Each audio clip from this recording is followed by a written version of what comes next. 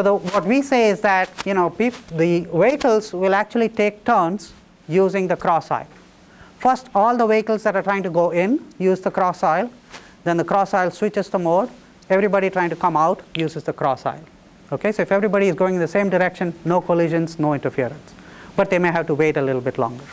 Okay, vehicles in the aisle, the way the vehicles deal with this interference phenomenon is that if a vehicle is trying to get in and there's another vehicle in the aisle, that vehicle goes back and gives preference to the vehicle that actually wants to come in.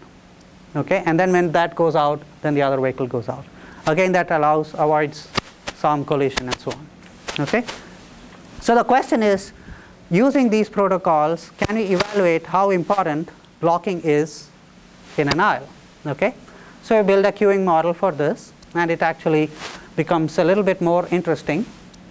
This queuing model is much more detailed than the one I showed you. This is the aisle and the cross aisles. Okay, and I'll show you a couple of slides that actually converts this into a queuing model. And I'll rotate the aisle, and I will create queues corresponding to each of these. So each of these aisles are queues, and the cross aisle is actually a polling queue that exactly models the switching behavior, where the queue first allows everybody going in, then switches and allows everybody going out. Okay, so you can create a queuing network, and then you get some more pretty pictures here. So I'll show you one pretty picture, and I'll promise you I won't get into the details of the following slides here. So I'll show you how a retrieval transaction operates so that you understand how this complicated diagram actually represents how the tier operates. So you have transactions coming in here, waiting for a vehicle, and you're trying to retrieve a load. So if a transaction is matched with a vehicle, then that vehicle uses the cross aisle and then goes into one of these aisles to retrieve the load, comes back to the cross aisle after it picks up the load, and then comes back and comes to the load unload point where it unloads the load and then comes back as a free vehicle. Okay, so that's the route for the retrieval transaction. There is a similar route for a storage transaction in blue. Combine it, you get a nice colorful chart. You can use the same idea of solving that queuing system. Let's not worry about how that gets solved. Okay, but here's what we get out of it. Okay, what we get is, okay, now the question we asked is this interference issue really that important? Okay, and the couple of numerical cases that I show here actually illustrates that this blocking or interference, whether it's happening in the aisle or in the cross aisle or at an intersection, can actually create 15 to 20% effect on the cycle times. So it's not something that can be ignored. It does depend on the configuration. If you have a very short cross aisle, then there's lots of vehicles in that short area, so the cross aisle blocking could become very significant.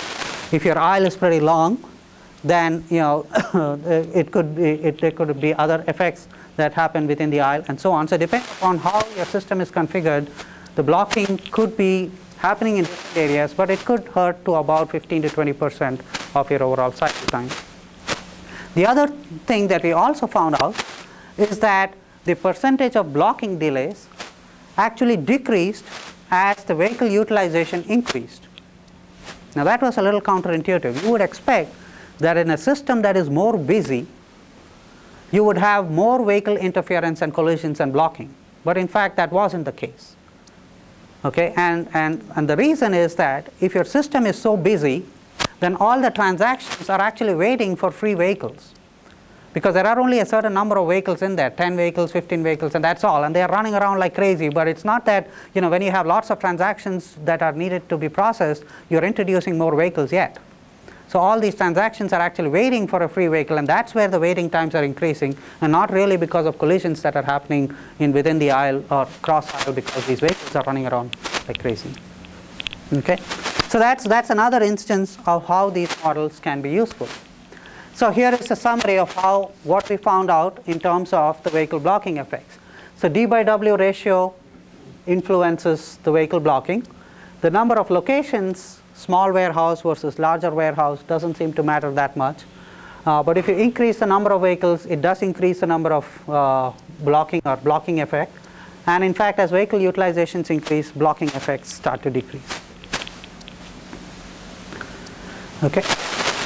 Yes. But I didn't see, on your last summary table, you mentioned where the idle vehicles would deploy your parts. Right. So what did we do? Right. So good catch. Okay. And I skipped over the details. So in this, so remember when I first investigated which policy is better, I said point of service completion is not actually a good choice, but either end of aisle or load unload point is a better choice. And so we assume that the load unload point is actually the dwell point policy here. If you think about it, for all the storage transactions, the load unload point is actually a good choice because that's where the pallets are, and it's good that it's right there at the load unload point. It's only right, and only for the retrieval transactions do you want them to be inside. Okay, so the queuing models allow us to answer these blocking effects. Okay, now we've ignored the z dimension altogether. Okay, so now let's look at how these queuing models actually allow you to understand the vertical aspect of unit load operations. Okay, so why do we want to look at vehicle transfer? So in all the analysis that we did, we found out that in many cases you can have efficient movement of vehicles within a tier by looking at the appropriate D by W ratio, the cross aisle location, and all of those other things. But if the lift is shared, that could be a bottleneck and that could constrain your process, and so that might determine how fast your system operates. Now most of the current systems that we have with this technology actually use a lift to transfer a load. Now because these are unit loads, these are pretty heavy, the lift actually uses only one pallet at a time, unlike our elevator where 10 of us can get into the elevator at any point in time. Okay, this lift actually uses only one pallet at a time. Okay, so this lift could be constrained because at any point in time there's only one load going up or one load going down. Okay, so our thought was, why can't we use conveyors that actually could allow multiple pallets to go up and multiple pallets to go down. Okay, now since these are heavy, we can't use just one conveyor, we use conveyor segments. So what we have is we have conveyor segments between tiers, so that you have one conveyor segment moving a pallet up, the other conveyor segment could be processing another pallet, and then the third conveyor segment could be processing another pallet. So you're actually moving 3 pallets simultaneously in the system as opposed to one pallet at a time. We also assume that the conveyors can switch directions, so it could transfer a load up, whereas this one is transferring a load down, and then there is a small buffer where the loads wait and so on. Okay? Now it's good to think about these designs, okay, but there's another thing trying to implement these designs. But before we think and implement, somewhere in between we need to figure out whether this was a nice idea or a lousy idea. If it's a lousy idea, trash it. If it's a good idea, pursue it. And that's what the models allow you to do it. Allows you to evaluate whether this is a good idea that is worth pursuing, or it's an idea that was nice to think about, but it's not worth pursuing any further. Okay. And the models that we develop allow you to evaluate some of these decisions fairly quickly. So what we do is we build on the models that we developed so far for the individual tiers. So if you think about it, you have conveyor loop segments and individual tiers that are all connected together. Things use the conveyors to go into the tier. Things from the tiers use the conveyors to come down, and so on. So we build these models for these individual systems, okay, and we connect all of them together. So here's the queuing model for a conveyor system. It's, this is the first segment, this is the second segment, that's the third segment, okay. And here's the model for the tier that we looked at with the red and blue lines. And we can actually collapse the single tier model using some information about this queuing network that actually simplifies the analysis without compromising on the detail. And so in a sense, our queuing model for this multi-tier system looks like this. Each one of these is a tier, and these are the conveyor segments. Okay?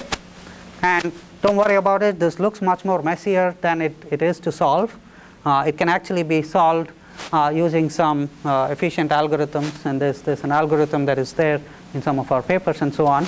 And the accuracy is pretty reasonable. Realize that these models are getting more and more complex. But the other interesting part is that a special case of the conveyor model is actually the system with the lift. So that's also another interesting part about some of these models, that you can view the lift system as a special case of the conveyor where there is only one segment to move loads up and down. Okay, so if you put all the effort to design or build a model for the conveyor system, then the lift is a pretty special case, and so that's easy to analyze as well. And then we find out that, what are the trade-offs that we get. So we realize that, here's a chart of arrival rate or demand on the x-axis and the cycle time for retrievals. And we find out that, the hollow circles are for systems with a lift, and these stars are the ones for a conveyor system. So as the system becomes more and more busy, the lift starts to become a bottleneck and the cycle times start to increase pretty steep. If you have a conveyor, that trade-off is still there, but it's much more flatter than the one with a lift. Okay, so the difference is the saving that you get by having a conveyor system as opposed to having a lift system. Okay, now clearly what I haven't put here is the cost of a conveyor versus cost of lift, and that's the second part.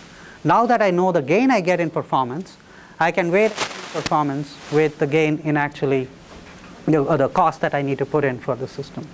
Okay? And I can look at systems with pooled vehicles similarly. So this is a system where vehicles are either dedicated to a tier or shared between tiers. So I can evaluate those systems as well. I can look at the lift case as a special case as well. Okay? So my purpose of showing those was to show how you can use variations of the queuing model to evaluate alternative technologies like conveyors and lifts. So the last question I want to talk about is, can we develop general scalable computational models? So let's go back and revisit the question that we started off with. Okay? So the question we said is that a typical user has certain requirements, demand, skew profiles, and performance constraints. There are several decisions that need to be, or constraints that need to be considered, several decisions that need to be made. And remember I said, this problem is a complex mixed integer nonlinear optimization problem it's complex to solve. So people typically evaluate one or two designs and they do the best that they can. Okay? The models that we saw so far yield several useful design insights, thumb rules, in terms of what matters, what decisions matter, where cross-aisle, what depth to width ratio, and so on. So that's one advantage. We can now, based on these insights, make a much better informed decision than opposed to just taking one or two decisions and trying to do the best in that area. The second is that the model predictions are fairly accurate. Okay? Within 5% of utilizations, 15% of in terms of cycle times. But the real advantage is that the execution time is usually for all of these models is less than a second. So once you build these models, running alternative scenarios is very quick if you change parameters and so on. Okay? So what we could do is use these models to scan the design space and filter out promising designs. And then if need be, go and do a detailed simulation of some of those designs. Now you are more comfortable that the ones that you're simulating are the promising ones, and you've not locked yourself into some corner of the design because you just found it too expensive to actually go and search the design space. Okay? So that really is the end of the presentation. My main purpose was to use AVSRS as a technology and illustrate how some of these design decisions are made. Okay? All right, that's it. Okay? Thank you very much.